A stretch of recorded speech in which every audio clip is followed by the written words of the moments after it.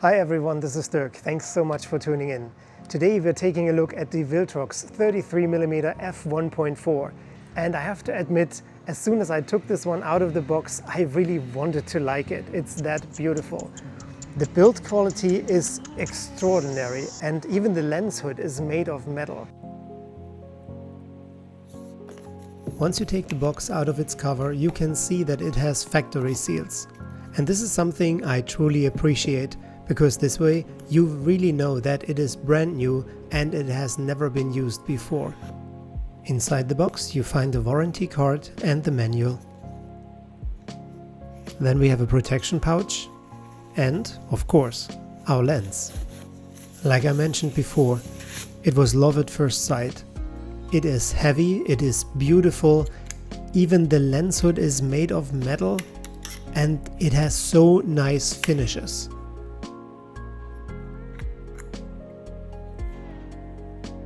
A buttery smooth focus ring sits at the front of the lens and a stepless aperture ring at the back. I can't believe that this is an autofocus lens that costs less than $300.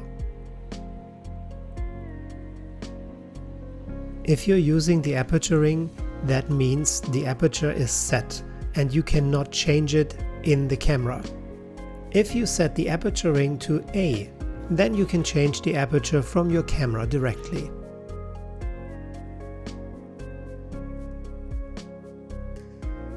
So let's take a look at sharpness in the center and the corners. I'm happy to tell you that already at f1.4 we have a decent center sharpness. The corners remain a bit soft. As soon as we stop it down to f2.8 we have top center sharpness. The corners are still improving. They reach their best sharpness already at f5.6. And now let's look at distortions and vignetting. We have a mild pincushion distortion. The vignetting is not very strong. As soon as we stop it down to f4 it is completely gone. Here's a video recorded at f1.4 against very strong backlight to test for chromatic aberrations and ghosting.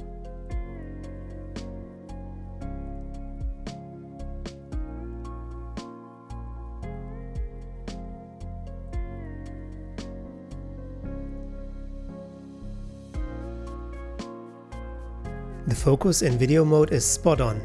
There is no focus breathing. The transition between the two focus points is very smooth, so it is absolutely usable for filmmakers. Alright, time for a real photo test at f1.4.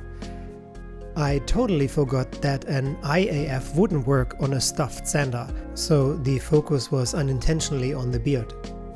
But even here you can see that the image is very sharp. In the next image I'm focusing on the lamp. I'm trying to get an idea of the center and corner sharpness at f1.4, and I also want to test for vignetting shooting against the sky. The center sharpness is excellent, and also taking a look in the corners I was really impressed. Even vignetting at f1.4 is less problematic than I expected.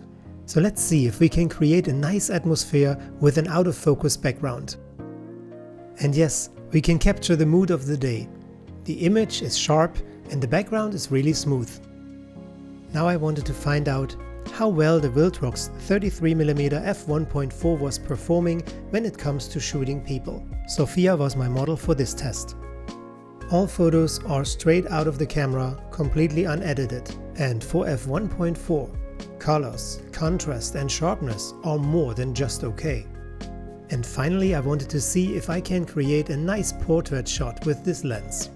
Yes, I'm more than happy with the outcome, and it looks like not just me.